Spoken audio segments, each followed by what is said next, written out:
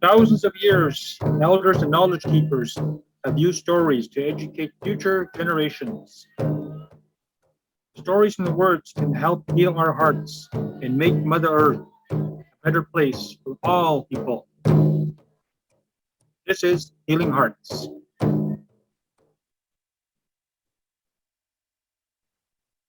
Hello, everyone. I'm Tracy Koga, and welcome to Healing Hearts. Once again, we're so excited to be part of this project, working together with Immigration Partnership Winnipeg and Knowledge Keeper Clayton Sandy to bring together Indigenous and newcomer communities so they can share in conversation their lived experiences and learn more about each other. Today, we're going to be discussing land and treaty rights, what it has meant historically, and what it presently means today.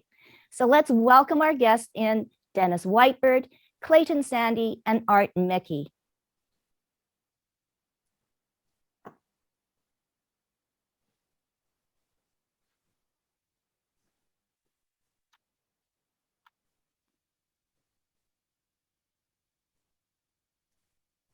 And there we are. Hello, gentlemen, welcome. So it's so good to see all of you. Like I said in the introduction, it's to bring Indigenous and newcomer communities together in conversation. We're going to be talking about land and treaty rights. So I'm going to start with, I guess, the man that has all the knowledge, Dennis Whitebird. You are the advisor for Grand Chief for the Manitoba Assembly of Chiefs, and you also are a former treaty commissioner. So Dennis, I guess there's so much history and there's so much stories behind what land means to the Indigenous people, but take us back, the importance of land and treaties. Thank you, and good evening, everybody. I'm very pleased to be here and to share a little bit of knowledge with each and every one of you. There is so much that is misunderstood when it comes to treaties, when it comes to the land, and when it comes to the newcomers and the settlers that came into our territory. So I want to be able to share a little bit of insight into that story. And do you want me to go right now? Yes, go ahead. Okay, first of all, the relationship is very, I would say very young. Canada has been in existence now for perhaps maybe less than 400 years, but our relationship with the newcomers goes back maybe only 500 years, and that's why I'd say it's very young. But it is surprising that we don't know very much in terms of that relationship and how we came to share the land and share the resources. So, and that's the part of the misunderstanding. And unfortunately, our Indigenous history has not been taught in the schools, and none of our values have been brought forward. And that's part of that whole misunderstanding that takes place, as well as language was a major problem between the nations that came forward. So I want to say that to begin the presentation, we all know that the humble beginnings of this great country are very much into the 15th century and 16th century is when the first voyageurs came into this area, and also the first explorers, I would say, came into our territory. And here on the prairies, I think it's a little bit later than that. But out of the exploration that took place, there was a trade that started to develop between the nations that were here. And that relationship was dependent on each of the nations that were present, the Indigenous nations, as well as the explorers from England, the explorers from France, the explorers from Spain, and that's where it started. That's where it began. And shortly into that, there was a major economic boom that that began along with the fur trade. Mhm. And with that fur trade, the indigenous peoples or the First Nation people were the ones that were able to provide the product. And our product happened to be the fur bearing animals, and the pelts were sold to the merchants, and they were shipped off back to England and back to the European countries, and where they were made into a finalized product, either hats or coats or whatever, gloves, and that's where it came from. And as that trade started to begin over the next 200-300 years, it became very clear that the relationship had to change somewhat, Mhm. and that there had to be some discussion on how the land tenure would be. And it was clearly understood as of 1764, 1763, and where they had the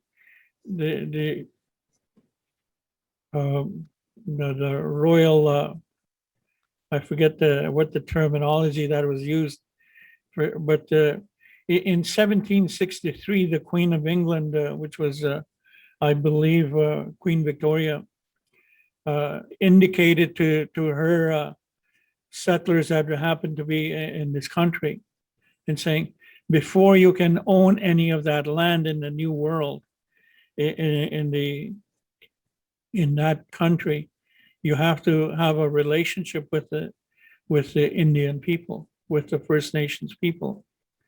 And that relationship has to be based on a treaty. You have to undertake a treaty. And that was clearly a law from Great Britain. And from that grew this relationship, and the First Nations people were recognized as the owners of the land. And once they had that recognition, and they had to have a relationship with the queen, and that queen became understood to be the crown of Great Britain, and so that's where it started to develop. And with the making of treaties, you need two nations to make a treaty, and that treaty is spelled out in a very broad statement of an agreement.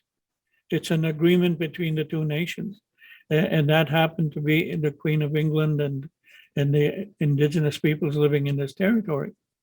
So they made that agreement, and as well as with the agreement, they had obligations. There was obligations on behalf of the First Nations people. There were some promises that were made for First Nations people that this is the relationship that we will have. And it was very clear after 1764, the next perhaps 100 years, in 1867, all of a sudden a country is born, which we know as Canada. And once that country is born, and some of that responsibility, the government of England was still very much the decision maker, but they had a localized government here in Canada, which was, of course, that was slowly building in Eastern Canada, and Canada at that time was inclusive of maybe 5 provinces, which included Nova Scotia, Prince Edward Island, New Brunswick, and of course, Upper and Lower Canada, which was part of France and Ontario and Quebec. So those were the 5. And in 1867, a massive change happens. And Canada now becomes a part of the decision making for for the country. It forms a government. And out of that government, the treaty making process becomes a bit tainted. And why I say that there was never an agreement as First Nations people. We were always of the belief that when this treaty was made, we were the nation that made the treaty with the European countries, and particularly with England, because of the French and English wars in Eastern Canada. The English became victorious, and as a result, they were able to form the government of this country. And because of that, the crown was still very much in existence, and they took crown responsibilities. And as First Nations, we were of the belief that it was an international agreement, not a domestic agreement between Canada and First Nations people. And there was a misunderstanding as to how that land became described in the treaties. It was an agreement to share the land, and Canada wanted the land for the more settlers, more immigrants to come into the area, and they wanted to create a new economy, which was agriculture. Wow. And because of that, so they had to sit with First Nations, and starting in Eastern Canada all the way to the West Coast, and they were in the process of building a country from, I believe you often hear the term, from coast to coast to coast. So that is what they were doing. But at the same time, they wanted to do that at any cost, including misleading the First Nations people in the treaty dialogue. And it's part of the misunderstanding. So today we still have a major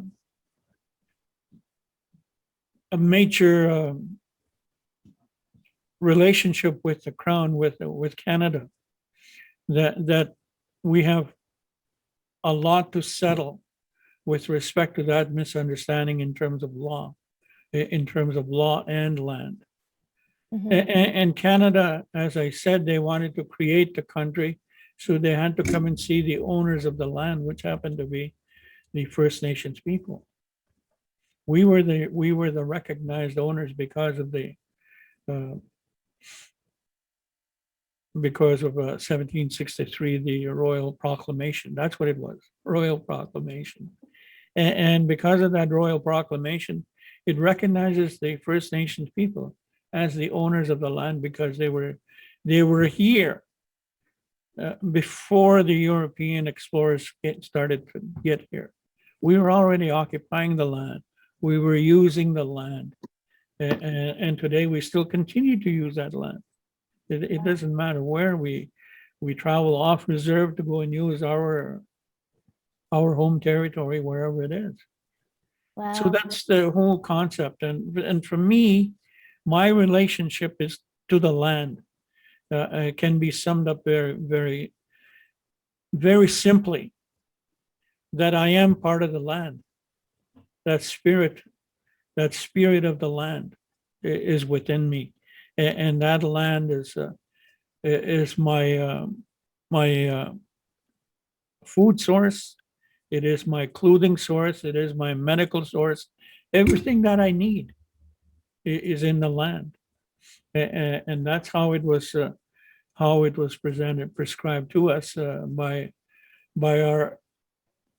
the Great Spirit, and sometimes which we know as the Creator, and we have that understanding that the land was provided for our sustainability. Wow. So that's the relationship. Oh, we'll talk more about it, Dennis. And yes, going back into history and how so many lessons that we need to learn. And I guess that takes me to our next guest here, Art Miki, former president of the National Association for Japanese Canadians, and still such a vital role player in our Japanese community here in Manitoba. You hear Dennis's story about the history of the land and what it means to the Indigenous people. The same too, I think, with Japanese Canadians. And so Art, you're going to share your lived experience to really what happened to the Japanese Canadians back in the 1940s and probably even earlier.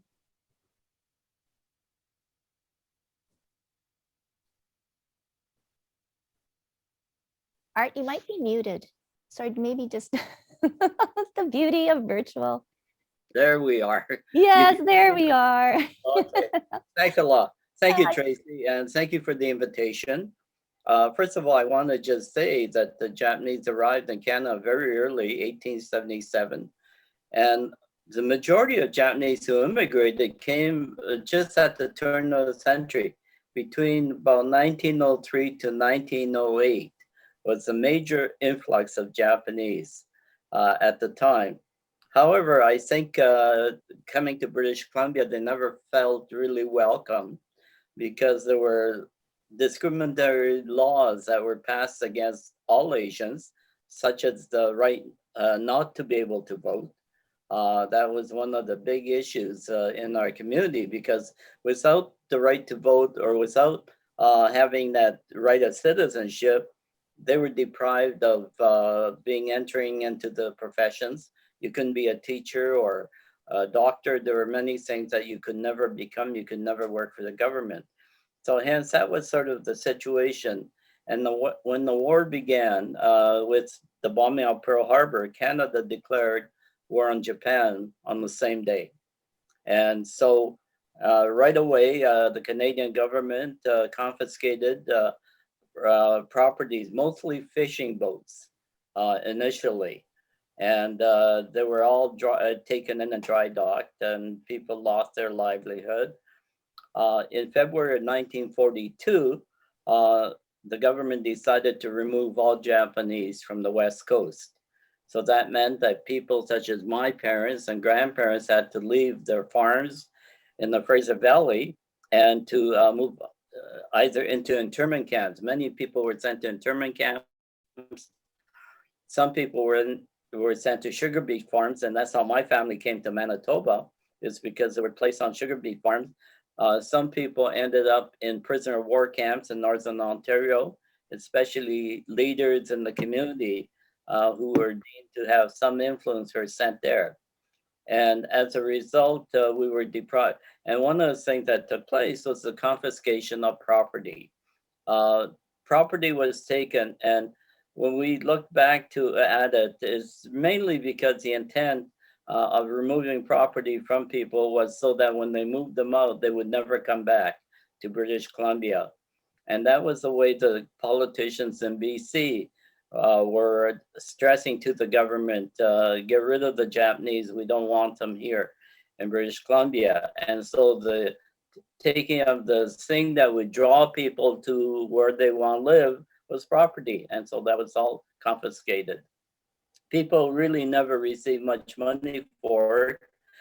In fact, our community paid for their own internment. The government used the monies that they gained from all of this to pay for our incarceration. And so it's interesting that the government didn't really spend that much money in removing Japanese. As a result of that, people were scattered across the country.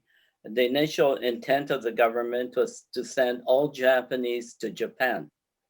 Strangely, they realized that the majority of people were born in Canada. How do you send them to a strange country? And so that the government withdrew that legislation. However, some 4,000 people had already been sent to Japan by that time, out of the 22,000 people who were removed. And so it was that situation. People were scattered across the country. You could not go back to British Columbia until 4 years after the war ended. Many didn't go back because there's nothing to go back to. Our community in 1977 celebrated 100 years in Canada. At that time, people began to talk about their experiences and what happened. And the National Association 84 decided that that was an unjust treatment on the government using the War Measures Act to deprive Japanese Canadian of their rights. And we started a campaign to get the government to acknowledge that they made a mistake. And certainly we're asking for some form of compensation. Initially, our community was the one that was quite opposed to any action against the government. Interesting enough, I think that happened with many other groups as well. Initially, there's a reluctance to do that, but we felt there was a basic human rights violation that needed to be acknowledged. And so initially the government was really, they were prepared to apologize. They were prepared to set up some type of foundation and recognition of the losses. But our community felt that individuals who lost their properties and lost their livelihoods should receive individual compensation. So that became the big stumbling block for 4 years with the government. Finally, in 1988, and this is interesting, in the United States, very similar thing happened to Japanese Americans, and President Reagan signed a bill in '88 to give compensation to Japanese Americans.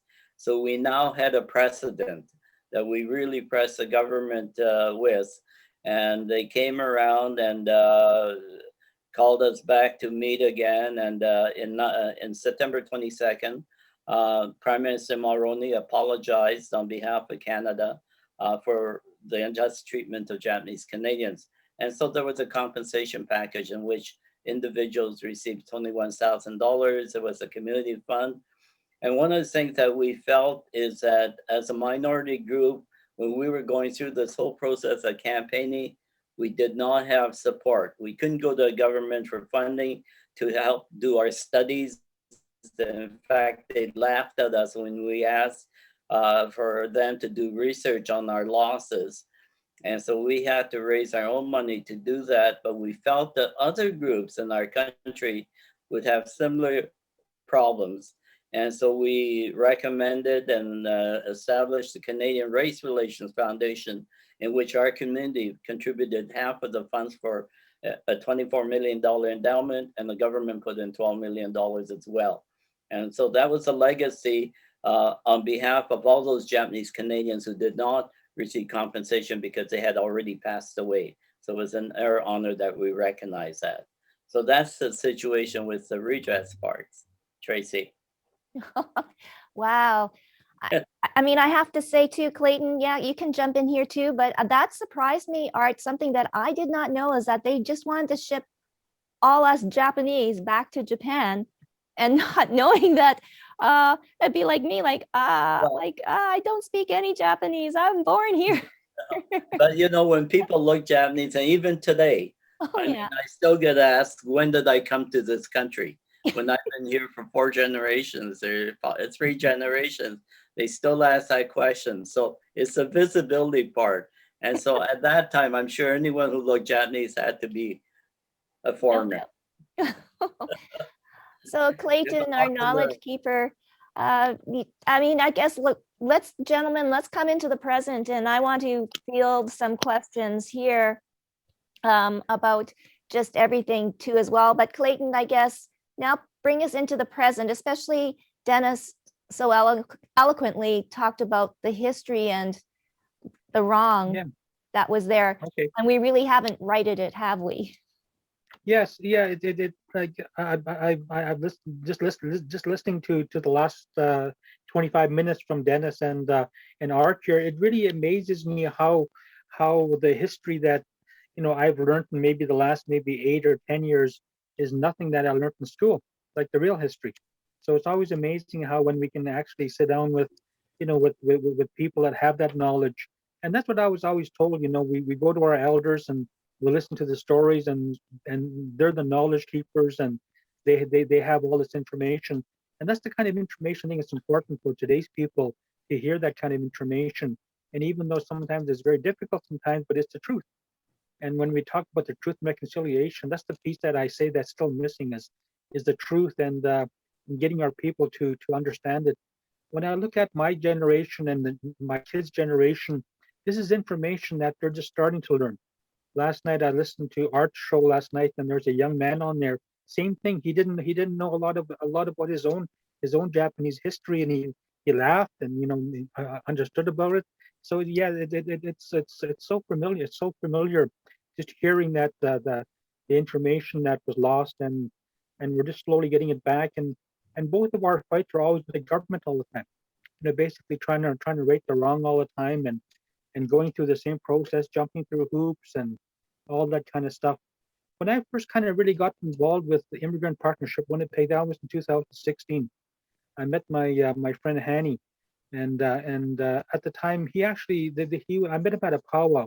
Immigrant Partnership Winnipeg came to a powwow on Broken Head, and I was dancing over there, and they had a table set up, so I went over and spoke to him.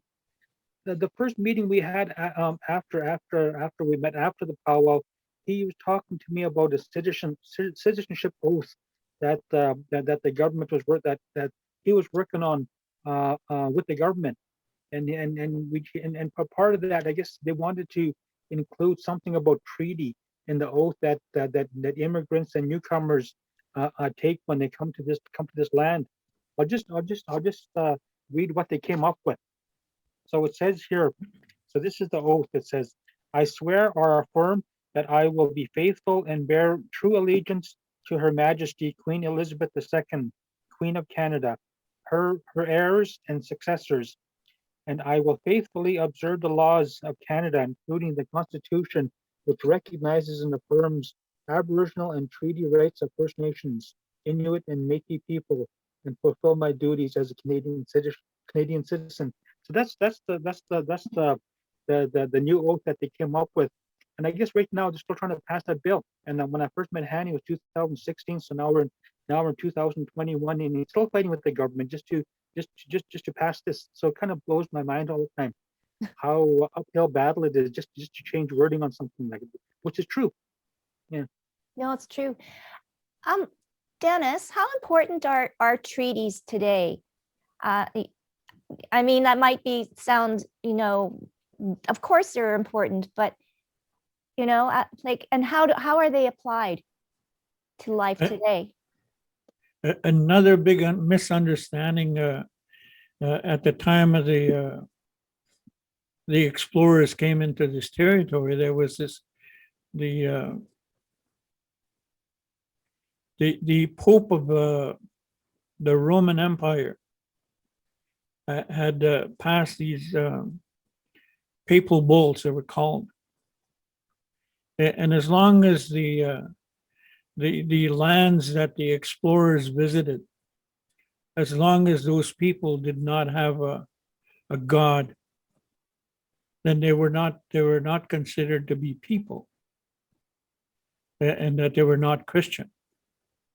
And when they came to this land, of course they didn't know that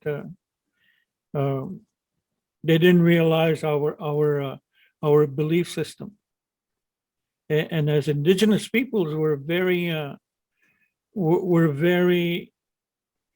our way of life is guided by the Great Spirit, by the Creator, because of the spirituality of everything on the land, the spirituality of every single human being, and because of that belief, we believed in a Creator. We believed in a Great Spirit, but we didn't go to church to go and express that belief. It was wherever we were, and in fact, if we were in the standing by the lakeshore or standing in the bush, and we communicate to the Creator. And the reason why I share this story is because when the treaty was made, there was actually the two parties, which were the Europeans and the First Nations people. But what happened, the First Nations people, in order to endorse the agreement, endorse the treaty, they smoked the pipe. Mm-hmm. And the pipe is one of the spiritual ways that we communicate to the Creator. So what we have stated is, in the making of this treaty, the Creator was a witness to the treaty. And for us as Indigenous people, as First Nations people, we cannot break that treaty because the Creator was present. The Creator guided our treaty making process. So it's absolutely important today, as it was the day that it was deemed that they put an X on there. So it's still very significant. It's still very much guides the relationship that began because of that treaty. But we still have to work on the promises that were made by the Crown. And sometimes I say that in the treaty making process, that the Crown was, or the treaty commissioners that were given this role by the Crown, by Canada, used the Queen of England as their pawn, I'll say. Because every time they made a promise, the Queen of England, they said, the Crown in right of Great Britain, the Queen will protect her children, the Queen will provide, the Queen will do this. There was the Queen in every single statement that was made. Every single promise that was made, it was always in reference to the Queen will have this obligation. And here we are, Canada has that rule now. And Canada is neglecting to provide, to come up and speak truthfully about the treaty promises. Well, I have a question here, and that probably for all of you gentlemen here is, how important is it for the government now to officially recognize and apologize for all the wrongdoings in the past? And I guess, Art, the government has sort of, Dennis, the government still has to, Clayton, is it just conversations like this that we as people will try to right the wrongs? Yeah, it's interesting, Tracy, because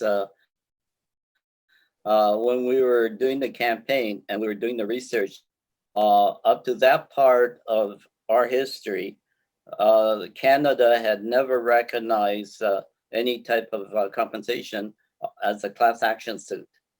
And so we were the first group. And I recall when we were through negotiations with the government lawyers kept telling the minister not to do this, not to give compensation to community, because you're going to open the way for all the other groups. And so that was the biggest sticking point of the ministers of the government at the time, because their advice from their legal people was, you're going to open up a can of worms. Well, in the end, they did open up a can of worms. And shortly after, there are a lot of groups that received compensation. The Chinese head tax, Indian residential school is a good example as well. Compensation to the Indigenous war vets. I remember I had met with some of them for that. And so in a way, it opened it up for a lot of people. But I think it needs to be done. It's just like the treaty rights, the upholding treaty rights. Some agree saying that they were promised, haven't lived up to it. I think the government has an obligation to recognize it, even today. I know a lot of people argue, well, it's so late, why are you doing it? It's in the past, forget the past, that type of thing. But I don't agree with that, so. Clayton? Yeah, I find sometimes, when they come forward with an apology about something, even though it's words on a piece of paper, to me, I think the important part is action. If they don't actually put something tangible together that actually can make a change or do something different. That's the part. That's the piece that's missing all the time. Like they can apologize about anything, but when it comes time to action, that's where I think the rubber hits the pavement, and that's what I see sometimes. I find that the action isn't there, and that includes the truth also too. So they talk about the past, but about the wrongs that were done. But when it comes time to doing the rights, it's difficult for them to actually own up to those wrongs. Yeah. Thank you. How important is it? Just, Yeah, go ahead, Art. well, no, I think the word apology, I know that during our campaign, we never asked for an apology. We always said we want an acknowledgement that it's an admission. Apology could be given by saying, I'm sorry, but it's not admitting that you made a mistake.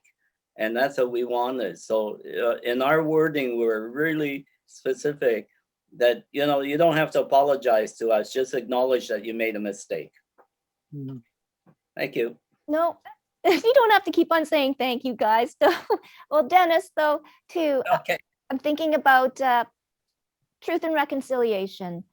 How important is it to have the monetary, or is it important to have the monetary acknowledgement, or is it just to have, like what Art said, admit that this was wrong? Well, There has to be there ahead. has to be a bit of an exchange. For me, I can get as Art says, I can get 1,000 apologies, and it doesn't really do anything for me. And let me give an example. I am a residential school survivor. I spent 12 years in residential school, and that's very much like taking me out of my own family, my own community. I lived beside my grandparents, and my grandfather was teaching us how to be good young First Nations people by teaching us the values and how to be respectful and how to be humble, but most of all, how to be truthful.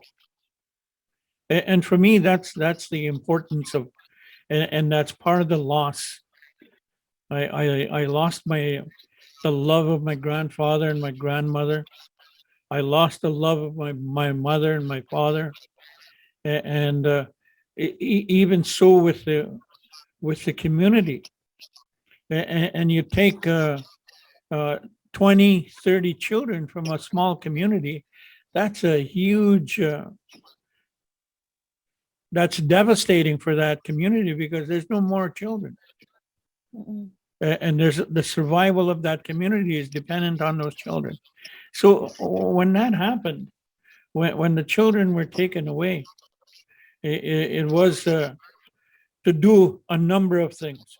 First of all, it was to teach us a new language, Mhm. to teach us about Christianity, but most of all, to teach us to think like a European thought, and not to worry about my treaty, not to worry about my land, and not to worry about who I was as an Indigenous person. That's what it did. They wanted to stamp out, and they used the term "kill the Indian in the child." It doesn't say kill the child, but kill the Indian, Right. which is who I am, my character, my value system. To kill that child within me, so that I think like somebody else. And to me, that has some value.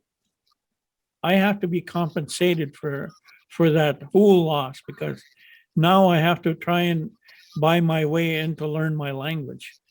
Now I have to buy my way in to relearn everything that I've lost. And the same thing, the loss of use of our land, all the land that was taken.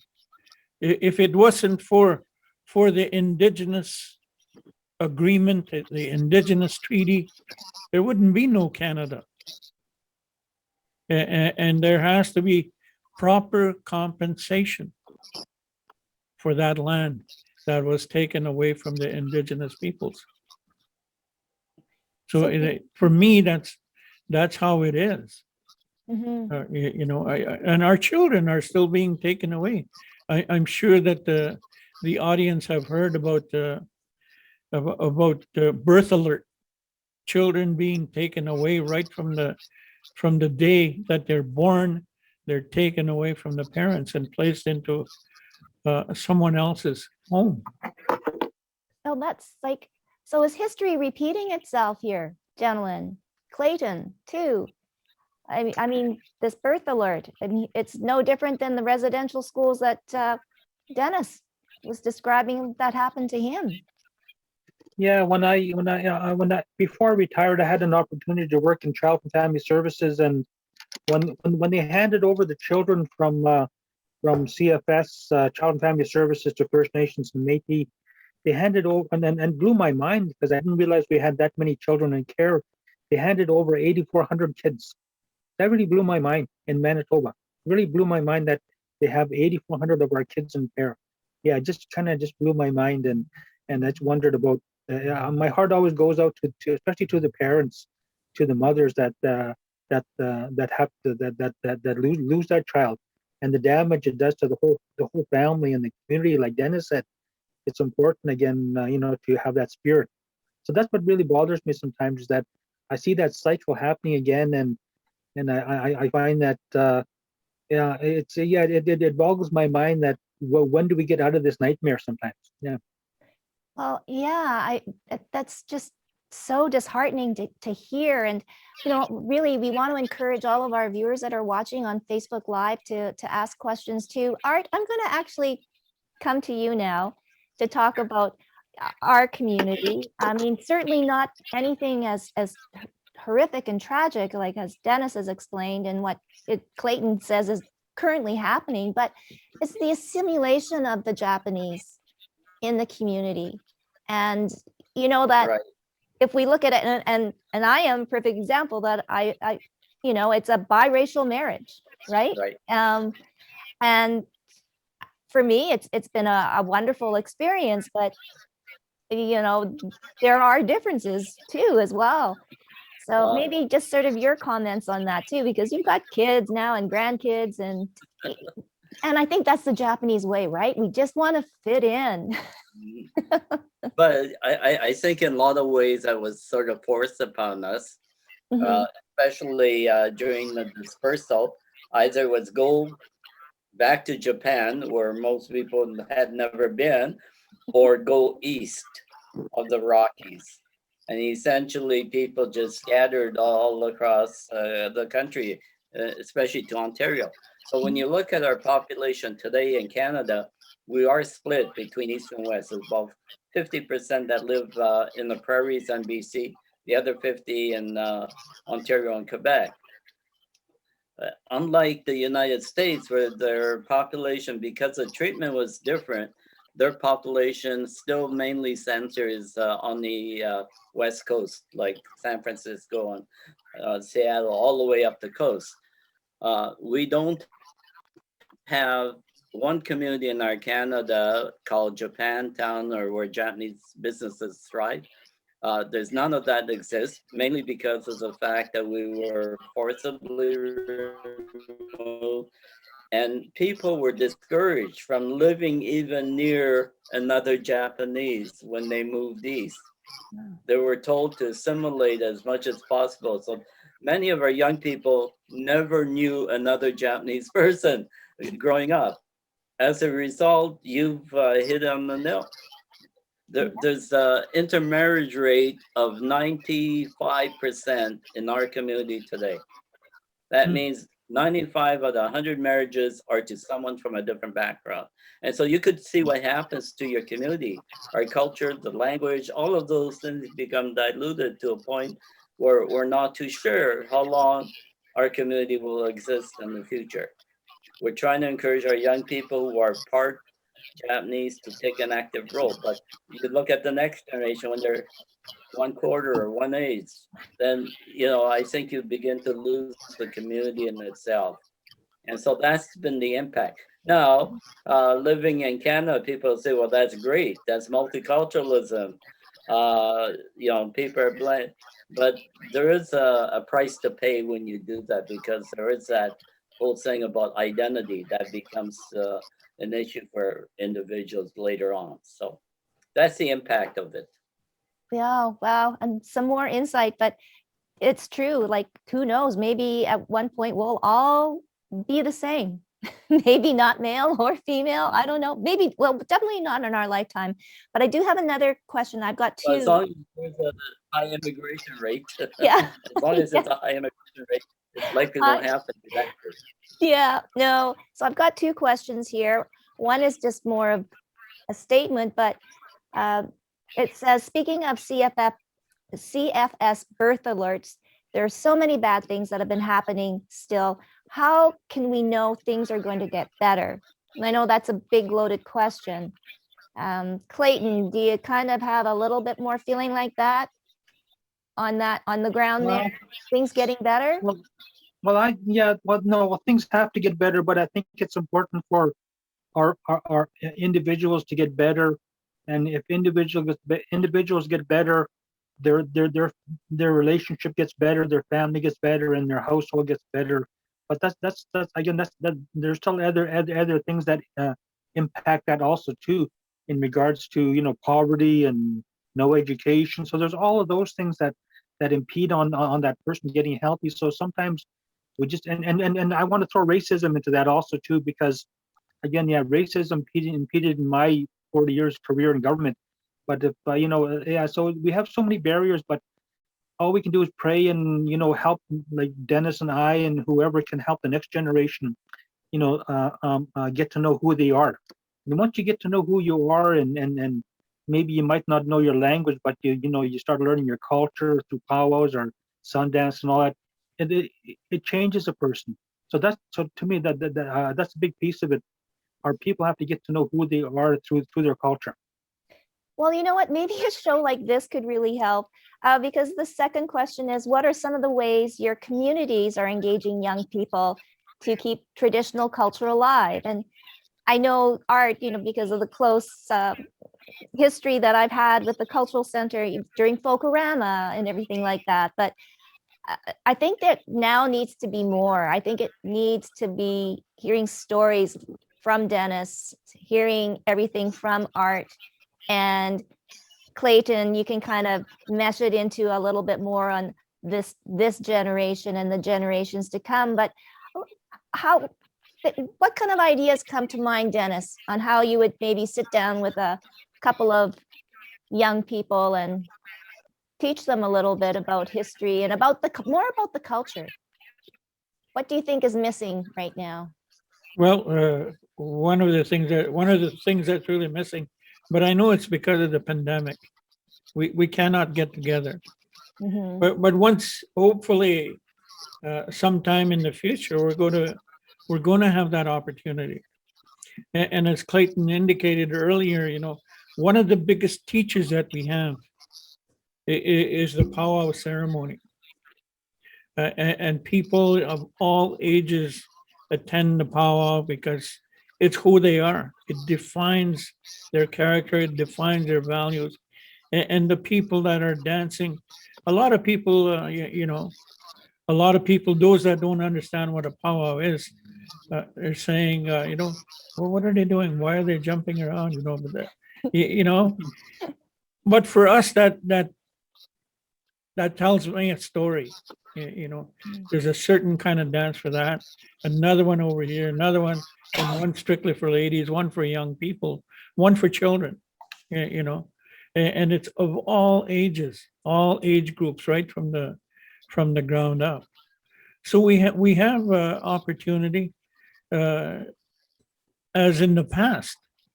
I was just thinking as Art was talking, what Canada has done to the Indigenous community is they were trying to outlaw us out of existence.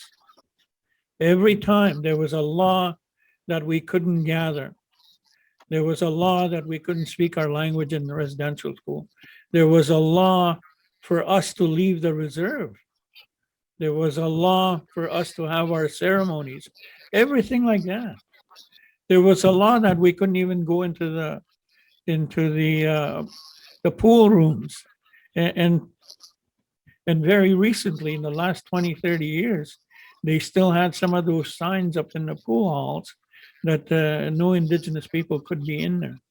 So it was, they tried to legislate us out of existence. But for us right now, it's very important that we teach our children, our grandchildren. We teach them about our value system. We teach them the language. We teach them the ceremony and everything that they need in order to have a bright future. So Yeah. that is our role right now. And there was when we were talking about the Child and Family Service Law, there's an opportunity right now, I think, for First Nations people to make their own law. And I think one of the ones that was recently passed was one in Peguis.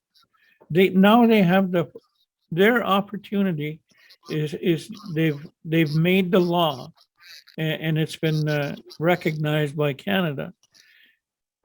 And the only one that is not fully a part of that discussion is the province of Manitoba.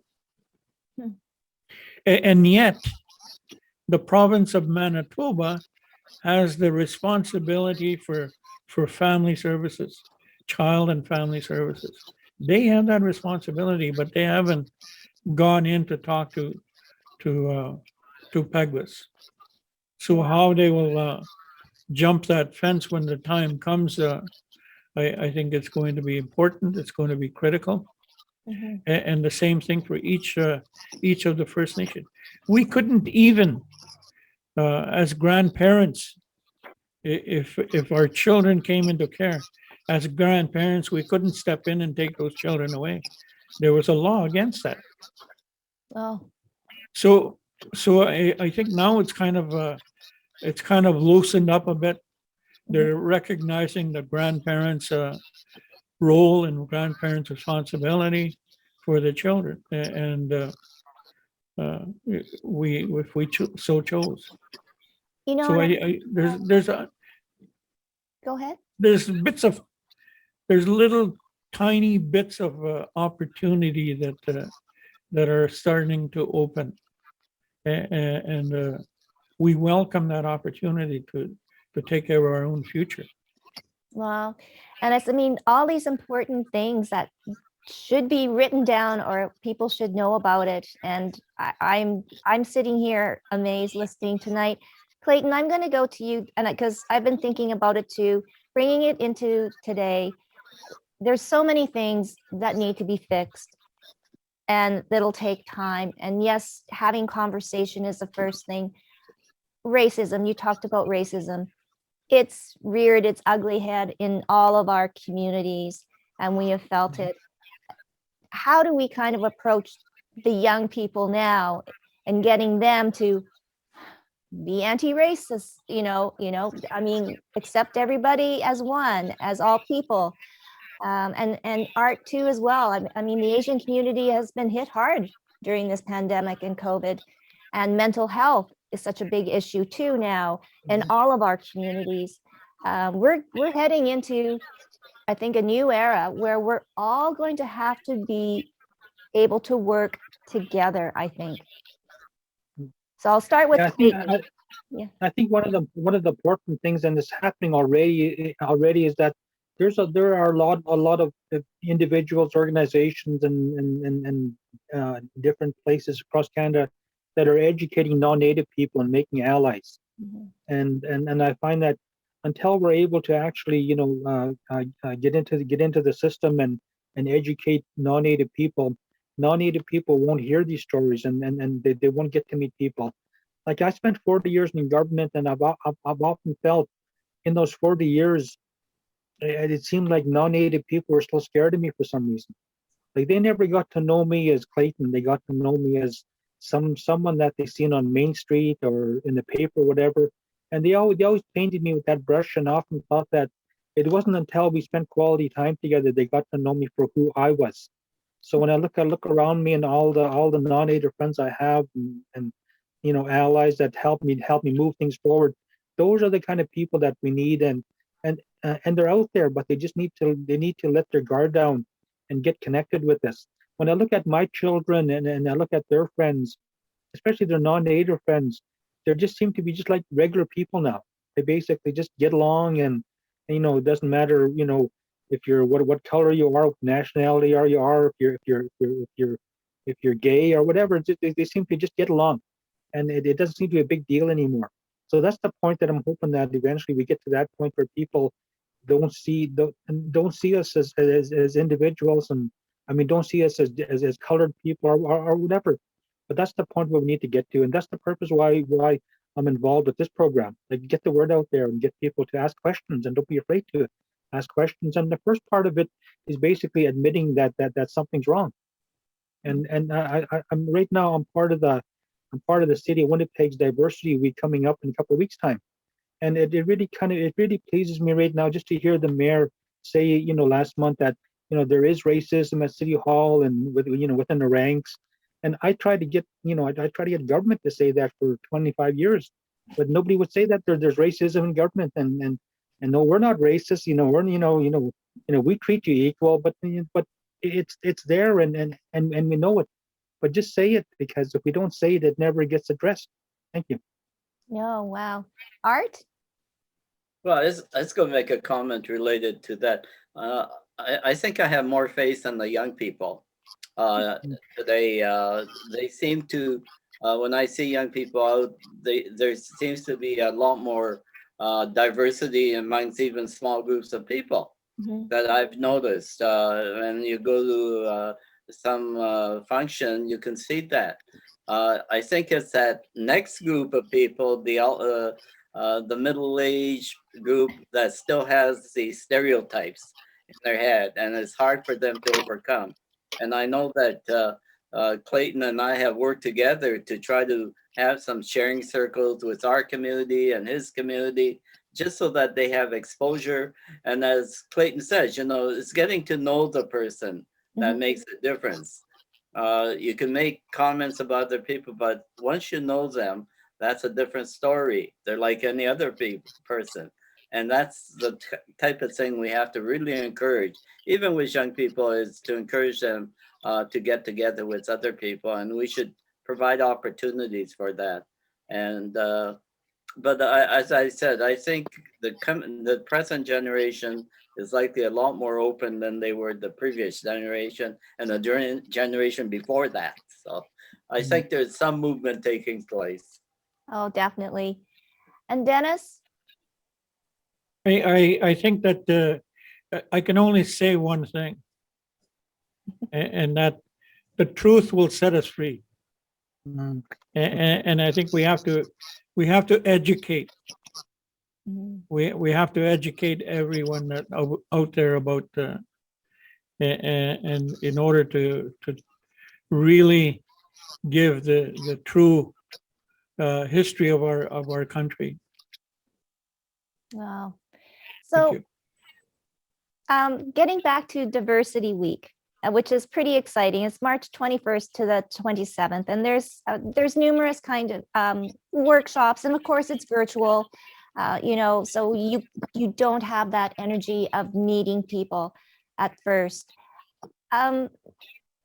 Maybe share your own personal stories where people felt awkward, or you felt awkward, maybe just being so different in a room.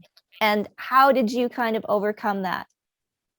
And it could be like during in business, it could have been just a social, where you actually physically felt there was some discomfort or uncomfortability because of the way you looked. I'll Clayton. share a quick story with you. Yeah. One time I asked this non-native guy, I said, did you ever go into a room with a whole bunch of native people or a whole bunch of black people or other minority groups? And have you ever been like the only person in that room with that group? And he says, yeah, a couple of times. How did it make you feel? Oh, I feel awkward. I don't know.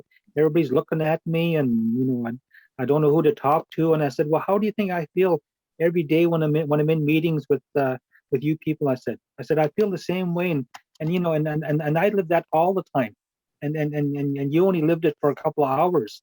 So again, it's important again just to sort of understand what we go through sometimes, and just by the way people just look at you and whatever, and it makes a difference. But I think I force myself to go out and just to talk to people. I force myself just to go up and just acknowledge people, whatever, and you can feel it right away. People don't want to talk to you, and that's fine also too. So then I'll go on to somebody else, but I always find people that want to talk. So Well, that's just you though too, but that is good information. But if you're not a great conversationalist, but Art, have you ever had an instance where you felt uncomfortable? Well, I think a lot of times, you go into a situation where you're the only person of Asian background or even a visible minority. Yes, you sort of, you have to overcome that. And I've always felt that, and I remember through negotiations with the government and having arguments and so on. And I think a lot of times they think, I remember one of the minister trying to pressure us. And he kept saying to me, don't you know I'm a minister? And I said, I know you're a minister, but that doesn't make you any different. And so we had this argument. But sometimes you have to do that. And even with some of the top ministers, we had some rip-roaring arguments about it. And we'd never back down, because once you back down, they got you. And so you just stand up as if you're part of them. And that's the way I used to try to handle things. So I don't feel awkward as very much that way, when I'm with a group of people. If something comes up that I want to say, I just say it. I don't think, oh, how are they going to look upon this? You can't worry about what other people think, because you can't control that. So Okay. I Well, think you're coming with me to the next board meeting, okay? But anyways, it's how you look upon yourself. No, And it's true. you feel that it's an identity thing too. Yeah. It's a self, what do you call it? You have to think that you're just as good as everyone else. Not No doubt. Yeah. And Dennis? I've been in many situations. I've been in excuse me. I've been in a grade 12 classroom, and I was the only First Nation student.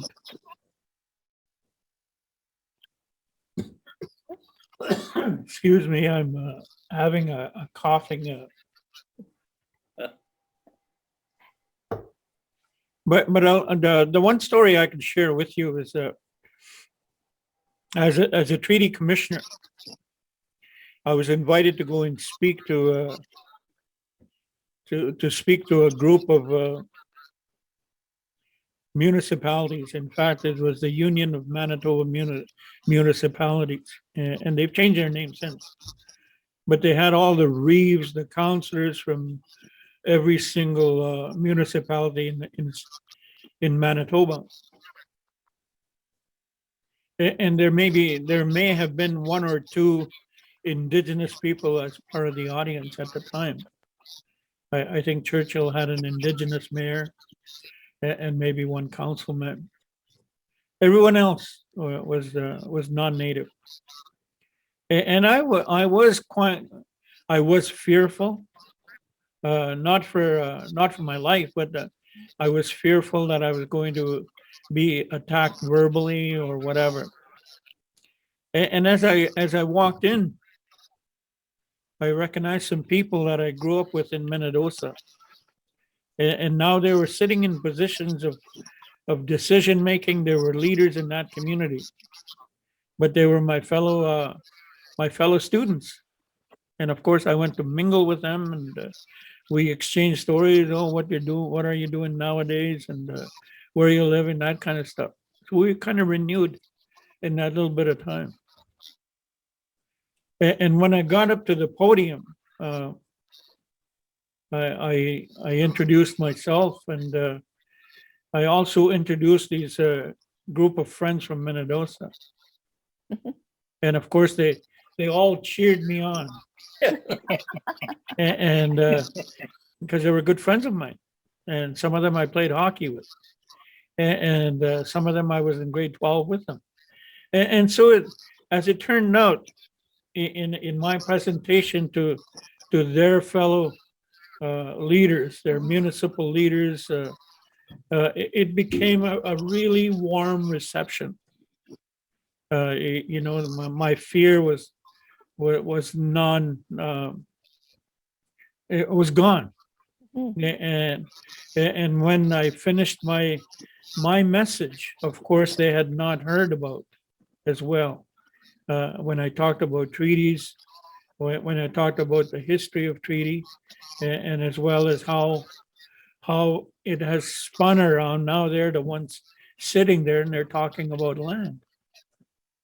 And so they were quite, it became a very good gathering, a good presentation, and I was welcomed for coming in to give my message. So yeah, Wow. there's been times, but a lot of times I've been into situations where I walk in and I'm uncomfortable, but it soon turns out that people are very interested to hear the message.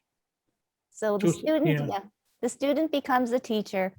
Well, I want to thank all of you for tonight. It's been an incredible conversation.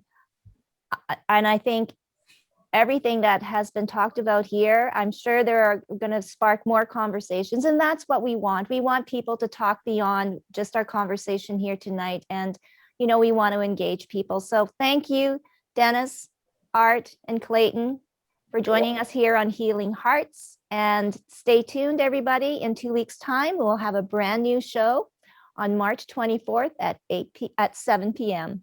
So stay safe and good night.